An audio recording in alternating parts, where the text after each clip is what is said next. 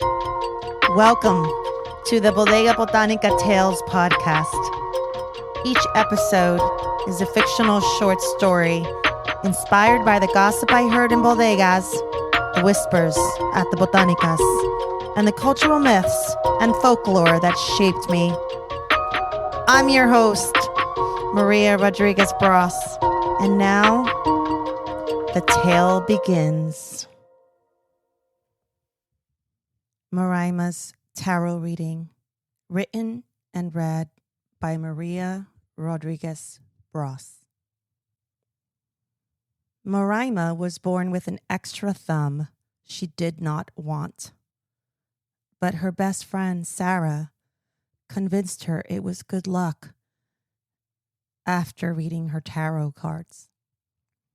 But after many years, Morayma saw no evidence supporting this prediction.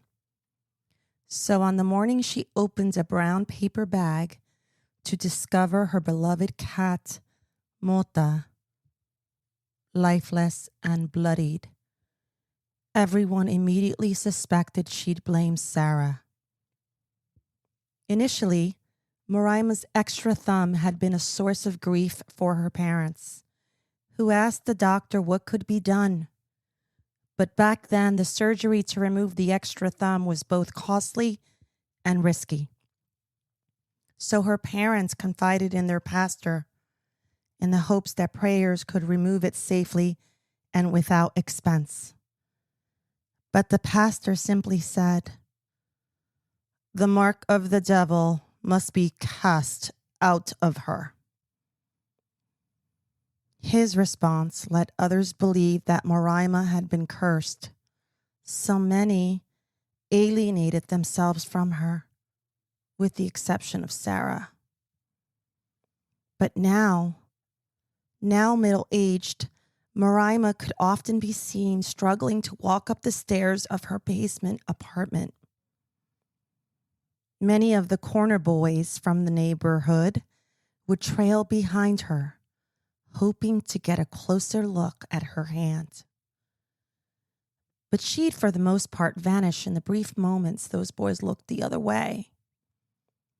But the one time the corner boys caught a glimpse of her, they witnessed Morayma dangling a yellow string from her extra thumb towards Mota, who would bat at it and keep himself busy with play.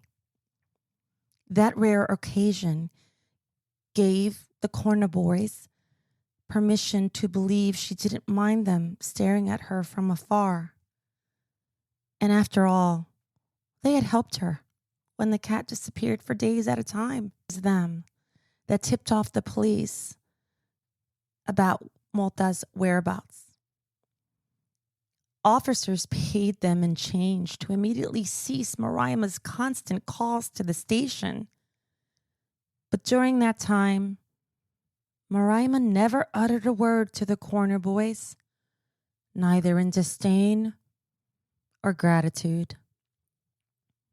So to their surprise, Morayma approached them after discovering the death of Mota and said, "Take me to whoever did this to my pobre gatito." The ito means a smaller cat in Spanish. They didn't know how to quite answer her, since her unexpected attire had shocked them into silence. She wore a white bata, a dress that looked more like a thin bathrobe. Her head was wrapped in a silver plastic shower cap, concealing the rollers neatly tucked beneath it. She frightened them in a way the criminals didn't. They knew the world contained many fearful things, but somehow she saw none. What the corner boys didn't know was that right after her first tarot reading, Morayma's parents died in a fire. They had been trapped behind their bedroom door, which had become jammed in place after the expanding in the heat. She had tried to force it open, but it had only left more scars on her remaining fingers. And after that tragedy, Morayma tried to find love. So she dated a boy from the block. His name was Jerson. He wound up videotaping her hand and sharing it with neighbors, only to make crude jokes and unkind comments. And it was in fact Sara who went on to marry Jerson many years later. That development had forced Morayma to sever her friendship with Sara. And now, Mota had been eliminated instead of her thumb. As disappointed as Morayma was, Sara stood by her tarot reading and refused to acknowledge that she was a fraud. Despite all of this, the corner boys standing beside their dilapidated, stolen bikes had to tell her something. So one of the boys blurted out, "Come with us."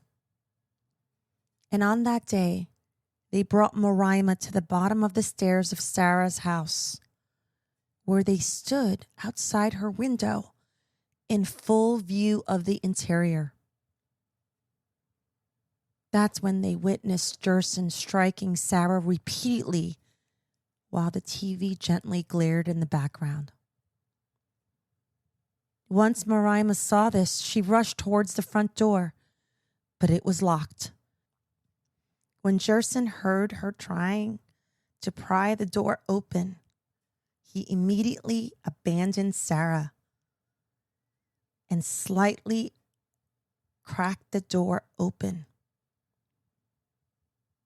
Jerson wouldn't let her enter and quickly slammed the door on her hand, severing both of her thumbs. And that's when she screamed out, "Devil!" Morayma still managed to force her way inside and chase Jerson from the house. And that's when he fell backwards down the stairs. Sara immediately embraced Morayma, and in that instant, their friendship was restored.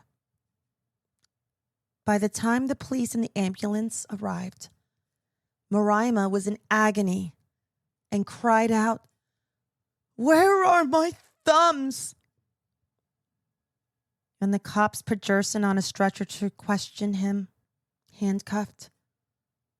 He remained silent, just like the corner boys watching from afar. Come to think of it, Morayma never did find out that it was Sara who had accidentally struck Mota with her car. She was driving away from Jerson. She had left the poor thing on the side of the road. Corner boys picked up Mota's frail little body and placed him at the top of Morayma's stairs so she wouldn't think he was missing. And on that day, the corner boys learned that tarot readings weren't real, and they scratched their heads and frowned as if they'd lost something they never had. Thank you for listening to my tale. I'm Maria Rodriguez Bros. Until next time, Brujas.